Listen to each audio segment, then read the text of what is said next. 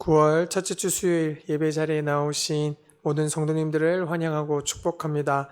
우리 먼저 서로 인사하셨으면 좋겠습니다. 9월이 되었지만 아직까지 무더운 날씨가 계속되기 때문에 8월의 인사말로 다 함께 인사하면 좋을 것 같습니다. 옆 사람과 이렇게 인사합시다. 무더운 여름날 건강에 유의하세요.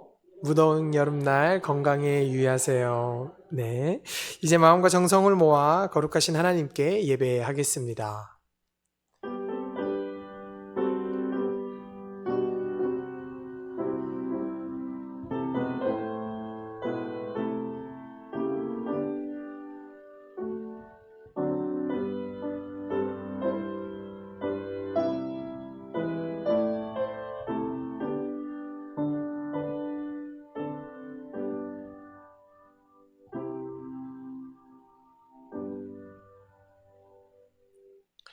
천지 만물을 창조하신 하나님 아버지, 예배의 자리로 우리를 불러주심에 감사드립니다. 이제 무더운 여름을 조금씩 떠나보내고 모든 곡식이 익어가는 가을을 준비하려고 합니다. 이 아름다운 계절을 준비하는 지금 우리 삶 가운데 채워주신 하나님의 놀라운 은혜와 사랑을 먼저 기억하고 감사하게 하시고 그것들을 통하여 하루하루 주님과 함께 살아가는 우리들이 되게 하여 주시옵소서. 이 시간도 주님께서 함께 하심을 느끼며 찬양하고 기도하며 말씀을 들으며 나아갑니다. 주님께서 홀로 영광 받아 주시옵소서. 이 모든 말씀 거룩하신 예수님의 이름으로 기도드립니다. 아멘. 다 함께 찬송가 524장 찬양하겠습니다. 찬송가 524장 다 함께 찬송하겠습니다.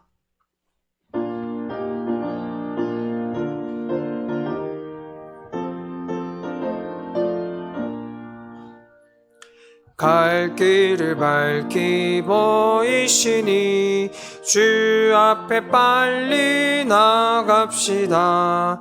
우리를 찾는 구주 예수 곧 오라 하시네.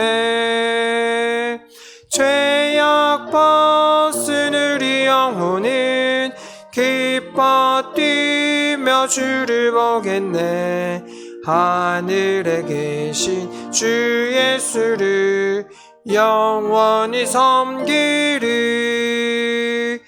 우리를 오라 하시는 말 기쁘게 듣고 순종하세.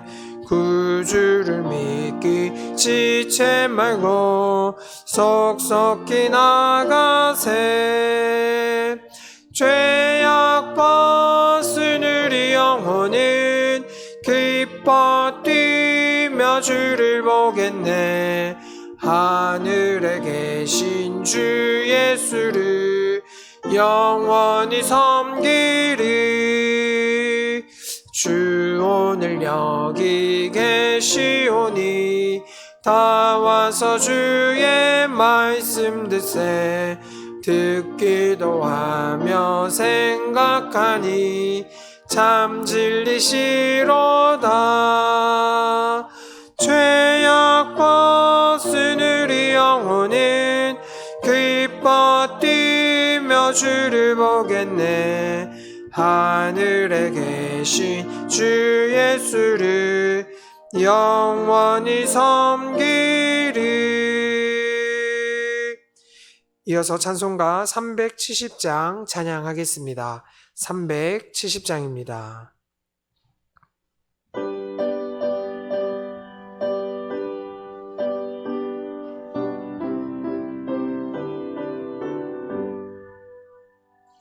주 안에 있는 나에게 딴 근심이 있으랴. 십자가 밑에 나아가 내 짐을 풀었네. 주님을 찬송하면서 할렐루야 할렐루야. 내 앞길 멀고 험해도 나 주님만 따라가리. 그 두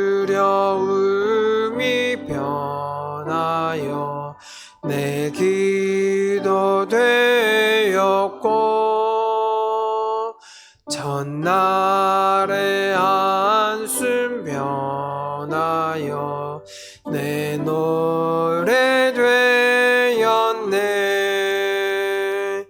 주님을 찬송하면서 할렐루야 할렐루야. 내 앞길 멀고 험해도 나 주님만 따라가리. 내 주는 자비하셔서 늘 함께 계시고 내 궁핍 밤을 아시고 늘 채워주시네. 주님을 찬송하면서 할렐루야 할렐루야. 내 앞길 멀고 험해도 나 주님만 따라가리. 내 주와 맺은 언약은 영불변하시니 그 나라 가기까지는 늘 보호하시네. 주님을 찬송하면서 할렐루야 할렐루야. 내 앞길 멀고 험해도 나 주님만 따라가리.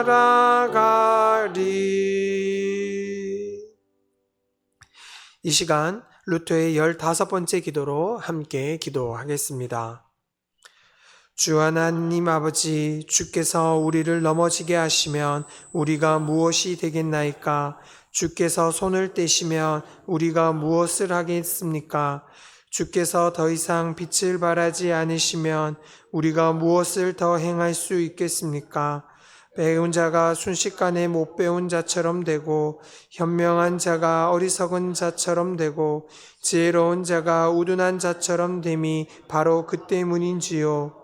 우리가 빛을 품고 있는 한 그 빛 가운데 거하게 하셔서 어두움이 우리를 삼키지 못하게 하옵소서. 예수님의 이름으로 기도드립니다. 아멘.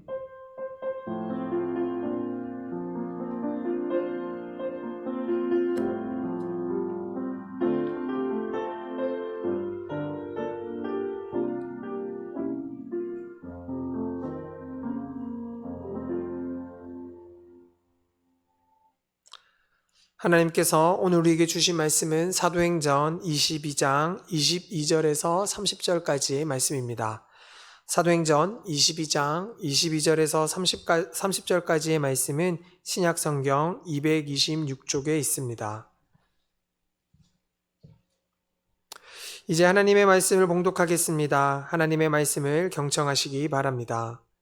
이 말하는 것까지 그들이 듣다가 소리질러 이르되 이러한 자는 세상에서 없애버리자 살려둘 자가 아니라 하여 떠들며 옷을 벗어 던지고 티끌을 공중에 날리니 천부장이 바울을 영내로 데려가라 명하고 그들이 무슨 일로 그에 대하여 떠드는지 알고자 하여 채찍질하며 신문하라 한대 가죽줄로 바울을 매니 바울이 곁에 서 있는 백부장더러 이르되 너희가 로만 시민 된 자를 죄도 정하지 아니하고 채찍질할 수 있느냐 하니 백부장이 듣고 가서 천부장에게 말하여 이르되 어찌하려 하느냐 이는 로마 시민이라 하니 천부장이 와서 바울에게 말하되 내가 로마 시민이냐 내게 말하라 이르되 그러하다. 천부장이 대답하되 나는 돈을 많이 들여 이 시민권을 얻었노라. 바울이 이르되 나는 나면서부터라 하니 신문하려던 사람들이 곧 그에게 물러가고 천부장도 그가 로마 시민인 줄 알고 또 그 결박한 것 때문에 두려워하니라. 이튿날 천부장은 유대인들이 무슨 일로 그를 고발하는지 진상을 알고자 하여 그 결박을 풀고 명하여 제사장들과 온 공회를 모으고 바울을 데리고 내려가서 그들 앞에 세우니라. 아멘. 이 시간 목사님께서 하나님의 말씀 전해 주시겠습니다. 은혜 가득한 시간 되시길 바랍니다.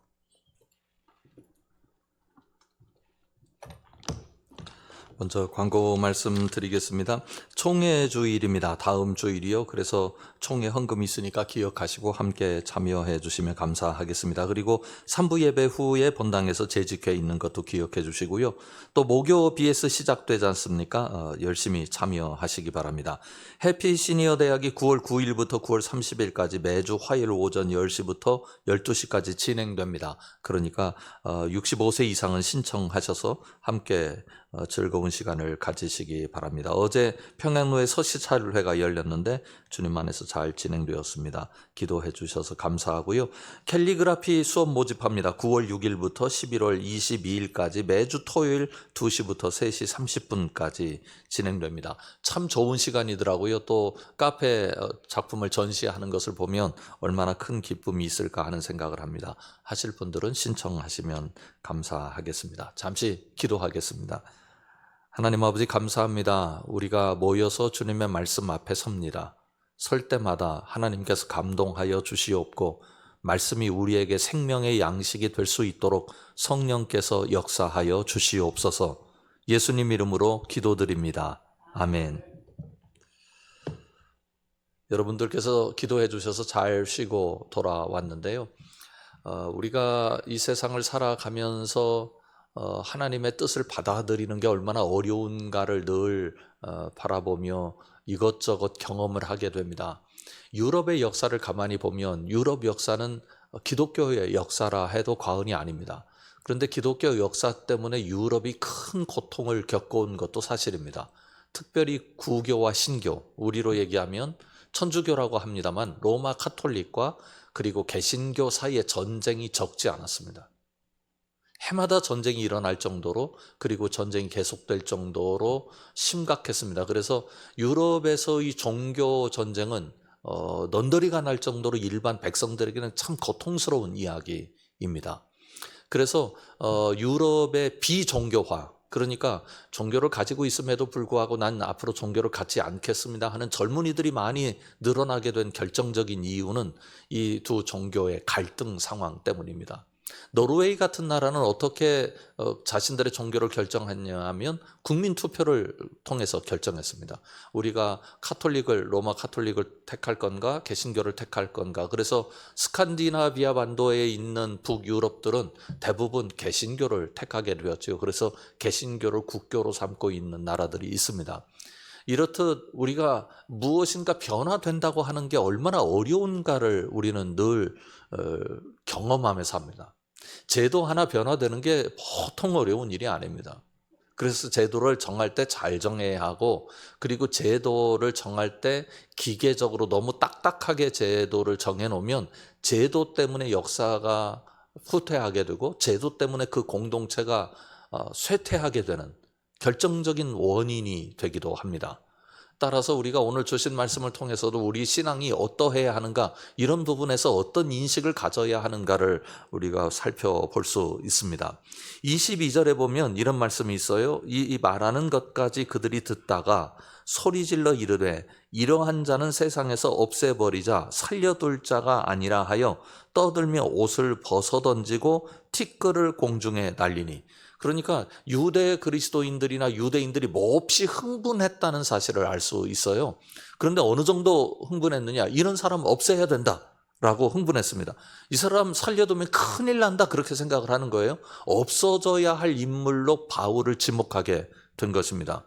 그래서 티끌을 공중에 날릴 정도로 이렇게 만들어 봐야 된다, 먼지로 만들어 버려야 한다라고 생각할 정도로 상당한 흥분을 하고 있다는 사실을 알 수 있습니다.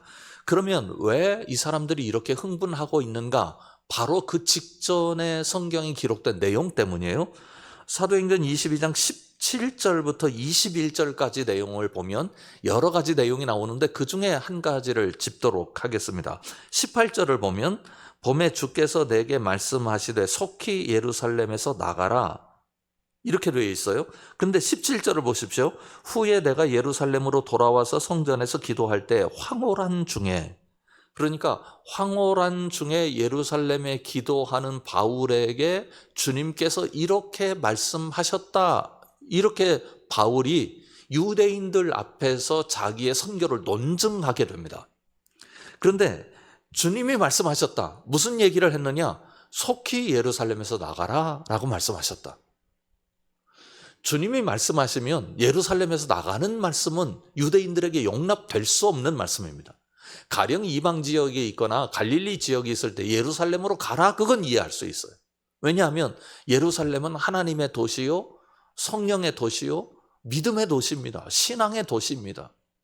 예루살렘을 빼놓고 하나님을 이야기할 수 없고 예루살렘을 빼놓고 하나님을 상상할 수도 없습니다. 그런데 바울에게 하나님께서 말씀하셨다는데 예루살렘에서 나가라, 그렇게 이야기를 하셨다는 거예요.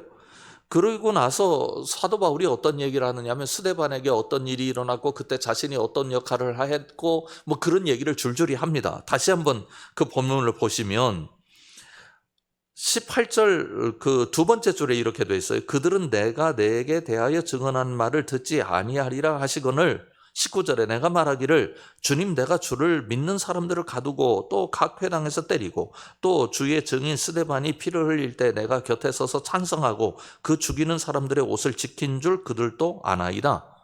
그러니까 바울이 지금까지 어떤 역할을 해왔는지에 관해서 주님께 말씀을 드렸다는 거예요. 예수님께 말씀을 드렸는데 예수님께서 또 말씀하셨다는 겁니다. 떠나가라, 내가 너를 멀리 이방인에게로 보내리라. 바울이 그러니까 이방인으로 가고 싶어서 간 게 아니고 이방인들에게 갈 의사가 본래 본인에게 별로 없었고 그 이전에는 오히려 예수 믿는 사람들을 핍박하던 사람인데 주님께서 나에게 예수님을 믿게 하셨고 더군다나 환상을 통하여 내게 예루살렘을 떠나 이방인에게로 가라라고 말씀하셨다고 바울이 증언했습니다. 그 얘기를 들은 유대 그리스도인들은 말도 안 된다, 그럴 수가 없다는, 그건 주님의 음성도 아니고 바울이 조금 속된 말로 하면 헛소리 들은 거다. 이런 일은 절대로 일어날 수 없는 일이다. 그러면 그런 일이 절대로 일어날 수 없는 일이라고 이야기한 이유는 무엇 때문이냐면 유대인들이 가지고 있는 신앙적 의식 때문입니다. 자, 이게 얼마나 재밌는 일인지 보십시오. 예수님께서 바울에게 말씀하셨잖아요. 그래서 바울은 그것을 듣고 유대인들에게 이야기를 합니다. 그런데 유대인들은 자신들의 생각으로 예수님께서 절대로 그런 말씀을 하실 리가 없다. 지금 종교적 사기꾼에 불과하다, 이 사람. 그러니까 이 사람을 그냥 놔두면 큰일 난다 해서 제거하자는 거예요. 예수님 말씀하셨는데 바울은 예수님의 말씀으로 들었는데 유대 그리스도인들은 예수님의 말씀으로 듣지 않았습니다. 예수님의 말씀이 들린다고 해서 모두가 예수님의 말씀으로 듣는 게 아니에요. 결국은 우리가 어떤 자세로 있을 때 예수님의 말씀이 예수님의 말씀으로 들릴 수 있는가를 고민할 수밖에 없습니다. 교회에서도 다툼이 나고 갈등이 나타나는 이유가 뭐예요? 나는 이게 예수님의 생각이라고 말하고 너는 이게 예수님의 생각이라고 말하는데 그 예수님의 생각이 달라서 그런 것 아니겠습니까? 교회가 변화되고 복음의 시대적 옷을 입지 못하는 이유도 무엇 때문이냐면 교회 전통 때문이에요. 제가 쉬는 기간에 가평에 있는 한 감리교회를 방문했습니다. 120년 된 교회입니다. 근데 방문해보고 깜짝 놀랐던 것 중에 하나가 120년 된 교회 예배 시간을 상상하고 들어갔어요. 120년 됐으니까 굉장히 전통적이고 굉장히 뭔가 좀 딱딱하고 뭔가 굳어 있을 것 같은 생각이 들었는데 제가 그 기간에 30년이 안 된 교회도 가봤거든요. 근데 그 교회는 굳어 있더라고요. 근데 이 교회는 열려 있었습니다. 결국은 하나님의 말씀을 어떻게 받아들이고 어떻게 수용하느냐가 매우 중요한데 하나님의 말씀이 변화되고 하나님의 말씀이 역사가 나타나는 이유는 어떤 것 때문이냐면 하나님의 계획을 이루시기 위하여잖아요. 생각을 해보십시오. 자, 하나님께서 예수 그리스도를 이 땅에 보내시고 바울이라는 인물을 통해서 역사를 하시는데 지금 하나님의 계획, 즉 예수님의 계획은 어떤 거냐면 예루살렘에서 복음이 어디로 가고 유다로 가고 유다에서 어디로 가고요? 사마리아로 가고 사마리아에서 어디로 갑니까? 땅끝까지 가는 것 아닙니까? 그러면 하나님의 계획이 그렇게 순차적으로 진행되고 있는 거예요. 그런데 그 순차적으로 진행되는 것을 막아서는 사람들이 하나님을 믿는 사람들입니까? 안 믿는 사람들입니까? 하나님을 믿는 사람들. 여러분, 여기서 우리가 큰 망치를 하나 내 머리에 맞은 것처럼 우리가 충격을 받아야 할 필요가 있어요. 하나님의 역사가 세상 때문에 방해되는 게 아닙니다. 이스라엘 역사 보세요. 하나님의 역사가 느부갓네살 때문에 막혔습니까? 아니잖아요. 하나님의 역사를 오히려 받아들이고 이스라엘을 해방시킨 사람 잘 아는 왕 있죠? 코레스요. 근데 하나님의 역사가 일어나려고 할 때 그 말을 듣지 않은 사람들이 어느 사람들이에요? 이스라엘 사람들입니다. 북이스라엘 사람들이 그랬고 남유다가 그랬습니다. 그런 면에서 하나님의 역사를 우리가 받아들이고 아멘함으로 하나님의 영광이 드러나게 할 가능성도 우리에게 있지만, 그러나 반대로 우리가 하나님을 믿으면서 하나님의 역사를 막아서는 입장에 설 수도 있다는 것입니다.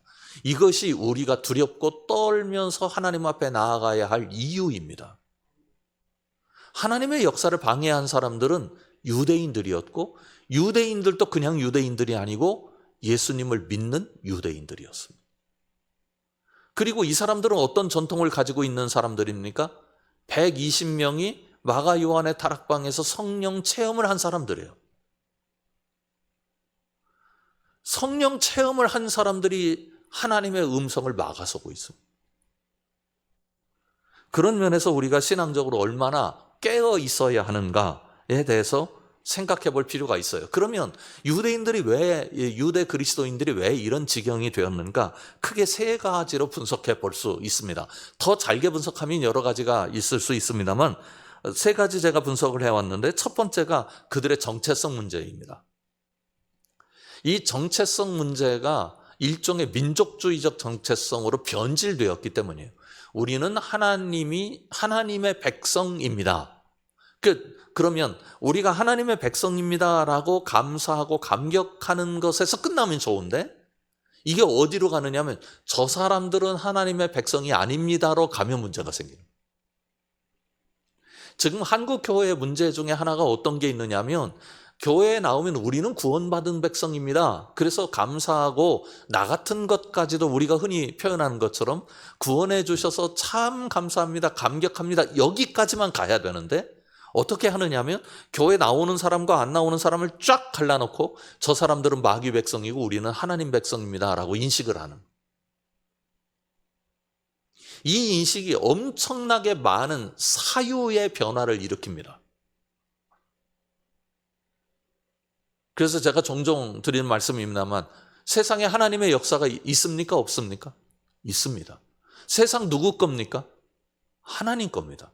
그런데 우리는 은연중에 세상은 마귀 거라고 생각을 하고 마귀의 역사만 담겨 있다고 생각을 하는 거죠. 교회는 교회라는 이름을 가졌다는 것만으로 하나님의 역사만 있다고 생각을 합니다. 여러분, 우리가 솔직하게 나눠보면 교회에 하나님의 역사만 있습니까?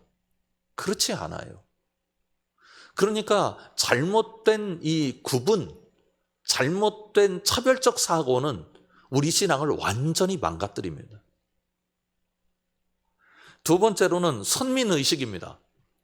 우리는 하나님께서 택하셨다 하는 겁니다. 그러니까 우리가 종종 그런 질문을 해요. 하나님께서 택하시면 절대 버리실 일이 없죠? 그렇게 얘기를 합니다. 맞습니다. 그러나 내가 하나님의 택하심을 거부할 수는 있습니다. 무슨 얘기냐면, 하나님의 선택을 받았어요. 그 얘기는 어떤 거냐면 하나님의 백성답게 살겠다는 언약이 그 안에 담겨 있는 거예요. 언약이라고 하는 것은 쌍방의 문제입니다. 하나님께서 그렇게 선택을 해 주셨고 나는 아멘해서 그렇게 서로 계약 관계 속으로 들어간 거예요. 그런데 계약은 언제나 파기될 수도 있죠. 계약을 발생시킨 분에 의해서 파기될 수도 있고 계약을 받아들인 존재에 의해서 파기될 수도 있습니다.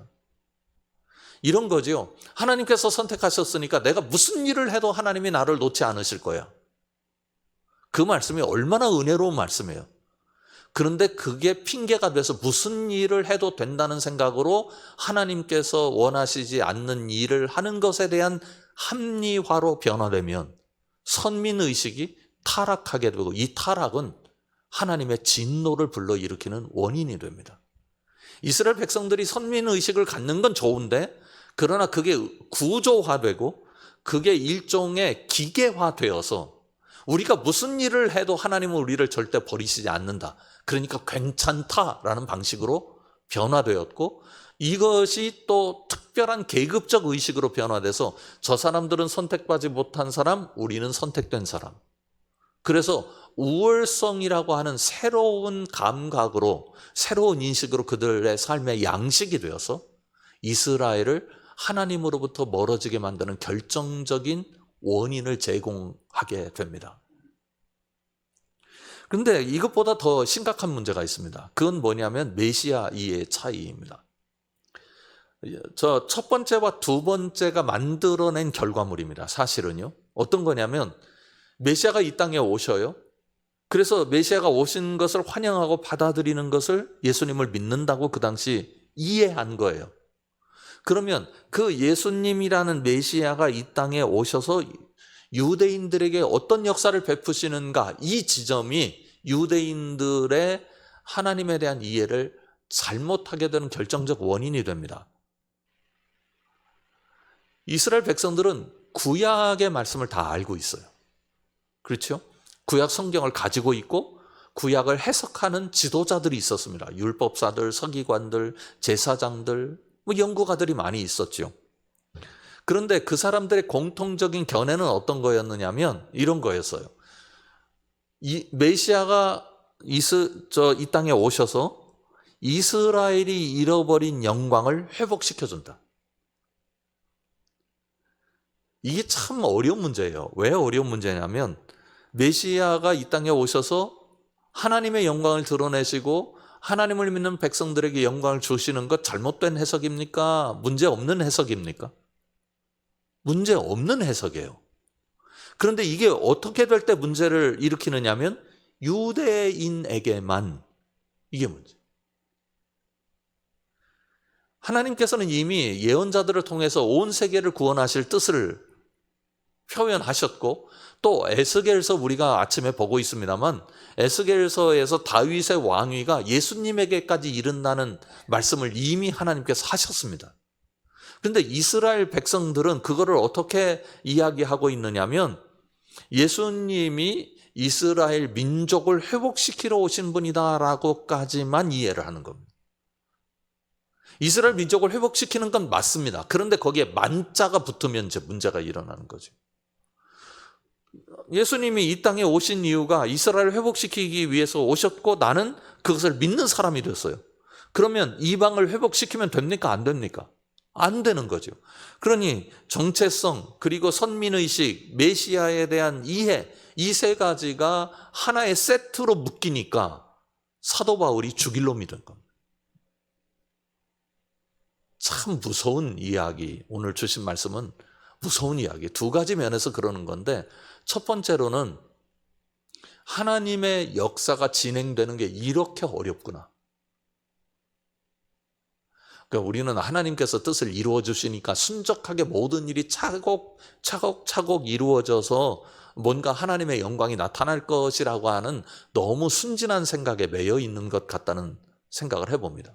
두 번째로는 하나님을 막아서는 건 하나님을 모르는 사람들이 아니고 아는 사람들이구나 하는 것 때문에 가슴이 서늘합니다.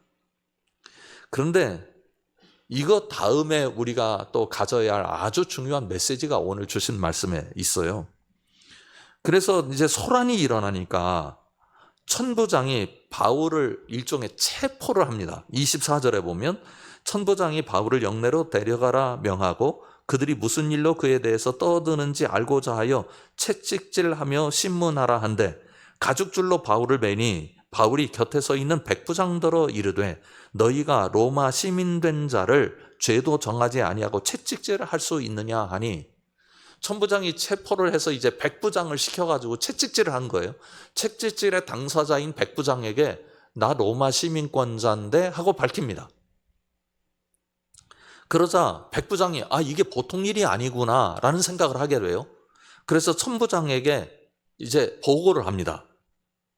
26절에 보면 백부장이 듣고 가서 천부장에게 전하여 이르되 어찌하려 하느냐 이는 로마 시민이라 하니 27절에 천부장이 와서 바울에게 말하되 내가 로마 시민이냐 내게 말하라 이르되 그러하다. 이제 로마 시민이라고 하는 게 천부장에게도 백부장에게도 알려지게 됐습니다.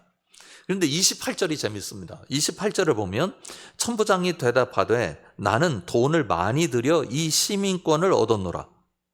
바울이 이르되 나는 나면서부터니라. 이렇게 됐어요. 천부장은 1000명의 군사들을 이끄는 고급 장교입니다. 이 고급 장교가 시민권을 어떻게 얻었는지에 관해서 구체적으로 얘기를 해요. 난 돈으로 샀다. 그런데 돈만 주고 살 수 있는 건 아니었어요. 그 당시 로마 시민권을 얻는 방법이 여러 가지가 있었는데 그 중에 하나 이제 돈을 가지고 사는 경우도 있었고요. 그런데 돈을 가지고 산다 하더라도 뭔가 일정의 로마 정부에 대한, 로마 권력에 대한 헌신이 있어야 했습니다. 가령 예를 들면 군인으로 20년 이상 근무를 했다든지, 아니면 그 도시가 로마 황제에게 바쳐진다 할지, 아니면 로마 시민권을 가진 여성하고 합법적인 결혼을 한다 할지, 뭔가 로마 시민권을 살 수 있는 여러 가지 계기가 있었어요. 그러니까 천부장은 본래 로마 시민권자가 아니에요. 로마 사람이 아니라고요. 그런데 뭔가 기여를 해서 시민권을 얻게 됐어요. 그런데 바울은 나는 태어나면서부터 시민권자다라고 하는 것은 본래 로마 시민이다 이런 겁니다. 그러니 천부장이 생각하기에는 이게 큰 일인 거예요. 원래 시민권자가 아니었던 사람이 시민권을 샀는데 이런 시민권자보다는 열등한 자기 존재가 시민권자를 건드리게 된 거지. 자, 그래서 29절에 보면 신문하려던 사람들이 곧 그에게서 물러가고 천부장도 그가 로마 시민인 줄 알고 또 그 결박한 것 때문에 두려워하니라. 이렇게 되어 있습니다. 그 다음에 30절에 가보면 중간쯤 보면 그 결박을 풀고 명하여 제사장들과 온 공회를 모으고 바울을 데리고 내려가서 그들 앞에 세우니라. 이렇게 되어 있습니다. 자, 지금 하나님을 믿고 예수 그리스도를 믿는 사람들이 바울을 어떻게 하려 했습니까? 죽이려 했어요. 그런데 바울을 지금 살리는 길로 가는 사람들은 하나님을 믿는 사람들입니까? 안 믿는 사람들입니까? 안 믿는 사람들이에요. 이걸 우리가 어떻게 받아들여야 할까? 우리가 우선 1차적으로 하나님의 역사하시는 방법에 대해서 한 가지 빗장을 풀어야 할 생각이 있습니다. 하나님은 우리의 생각대로 역사하시는 분이 아닙니다. 내가 예상한 대로 하나님이 움직이신다고 우리가 만약 생각을 하고 있다면 빨리 풀어내야 합니다. 우리가 아는 상식과 우리가 아는 신앙적 인식과 우리가 아는 신학적 이해 혹은 신앙적 경험에 하나님을 묶어놓으면 안 됩니다. 절대로 그렇게 되면 안 됩니다. 하나님은 이 세상의 모든 것을 통해서 하나님의 역사를 이루어 가십니다. 하나님이 우리를 선택했고 하나님께서 긍휼을 베푸셔서 우리가 하나님의 백성 된 거지 우리가 하나님을 독점하는 존재가 아닙니다. 그런 면에서 우리가 하나님 앞에 정말 겸손하게 엎드려서 우리를 이렇게 선택해 주시고 하나님을 예배하고 경외하는 자로 삼아주신 것에 대해서 1000배 만배 그 이상으로 하나님의 은혜가 얼마나 큰지 고백하며 살아야 합니다. 하나님이 마음대로 구원의 역사를 결정하실 수 있고 하나님의 마음대로 모든 역사를 이끌어 가실 수 있는데 하나님의 마음에 우리가 들지 않는 백성임에도 불구하고 마음대로 하실 수 있는 하나님이 하나님의 마음으로 우리를 구원해 주셨으니 우리가 얼마나 귀한 존재고 얼마나 아름다운 존재입니까? 그런데 아름다운 존재고 귀한 존재인 이유가 우리에게 있으면 안 되는 거예요. 하나님의 은혜에 있다고 하는 고백을 우리가 할 수 있어야 하죠. 바울 선교가 어떻게 성공할 수 있었는가? 바울은 철저하게 하나님 앞에 종으로 선 사람입니다. 하나님이 시키는 대로 했습니다. 뭘 알아도요, 맞아 죽을 수 있다는 사실을 알아도 하나님이 시키는 대로 합니다. 직접적으로, 간접적으로 바울에게 어떤 역사가 일어났는지 한번 보자고요. 제가 두 가지 내용을 가져왔는데, 예수 그리스도의 복음이나 성령의 역사나 바울의 헌신들을 통해서 바울의 선교가 이루어졌던 것은 사실입니다. 그런데 우리 그리스도인들이 여기까지만 보면 안 돼요. 간접적으로는 어떤 역사들이 일어났는가? 시민권이 바울이 복음을 전하는데 법적 울타리가 됐습니다. 만약 바울이 시민권을 가지고 있고 그 시민권에 대해서 로마 정부가 정해진 바 법이 없었더라면 바울은 이 세상에 존재하지 못했을 것입니다. 하나님의 역사는 이토록 오묘합니다. 두 번째로는 로마 제도와 관료가 복음의 전달 경로가 됐어요. 이게 신기한 겁니다. 어떤 면에서 그런가 하면 그 당시 로마의 가장 유명한 도로가 뭐냐면 비아 이그나티아라는 도로입니다. 그런데 바울 선교를 이제 지역을 이렇게 점을 찍어가면서 학자들이 연구를 해보니까 바울이 선교를 어떻게 했느냐, 비아 이그나티아와 그 당시 로마 제국이 만들어 놓은 항구를 통해서 모든 선교를 다 해냈습니다. 그러니까 바울 사도 선교가 성공할 수 있었던 이유는 이미 로마에 뭐가 있었기 때문이에요. 길이 있었기 때문이고 개발해 놓은 항구가 있었기 때문입니다. 항구라고만 생각을 하면 곤란하죠. 항구라고 하는 것은 항로를 만들어내는 거점입니다.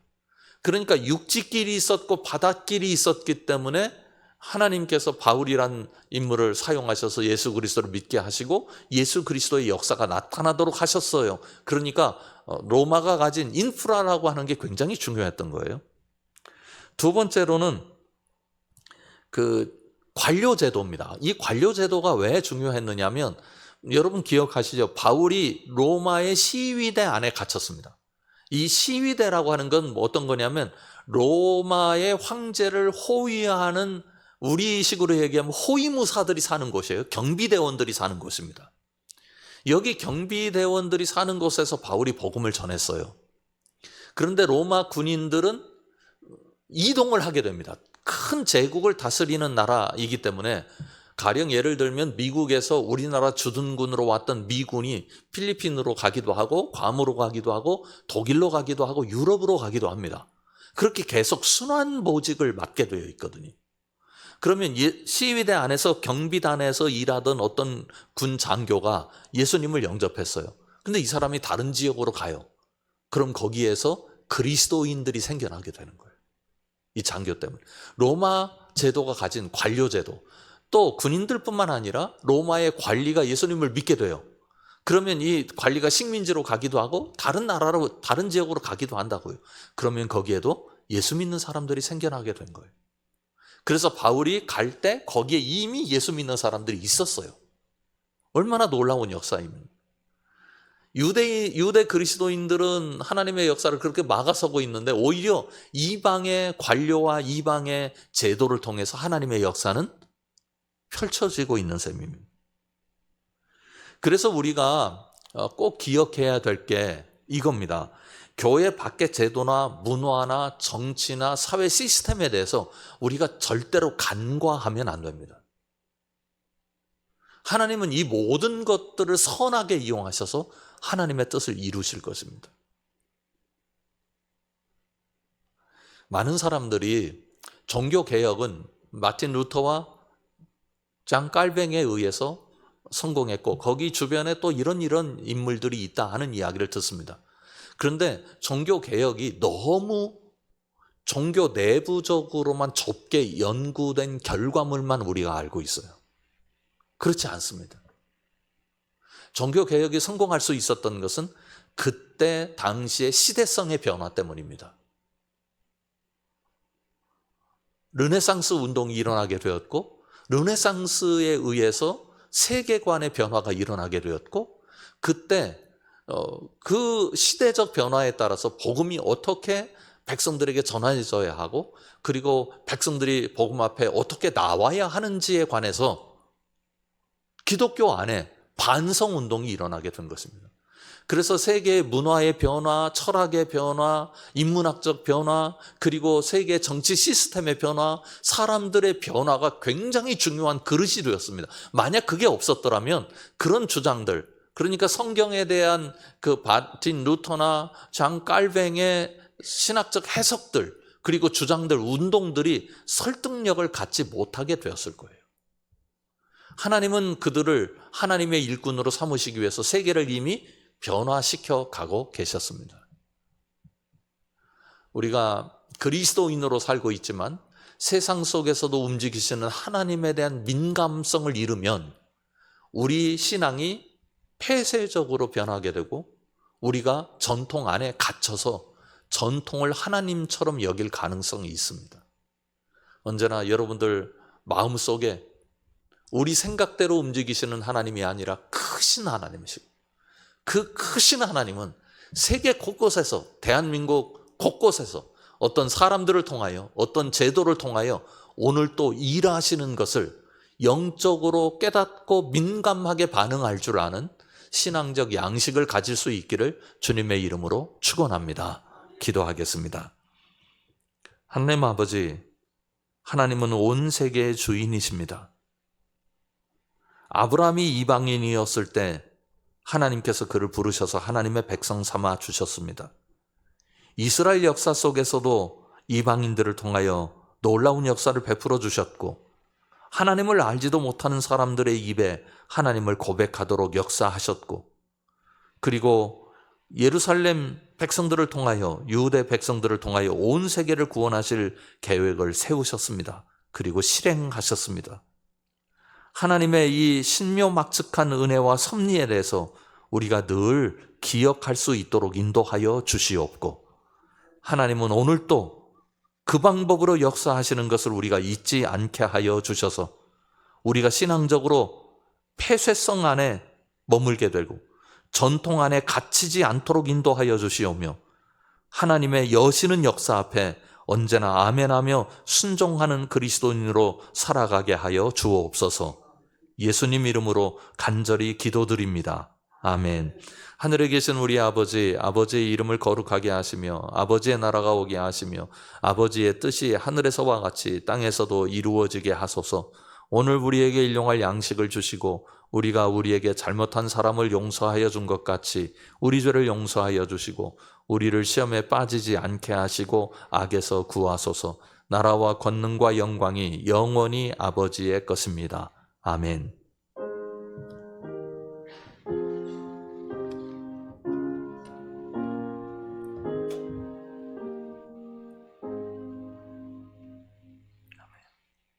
이상으로 예배 마쳤습니다.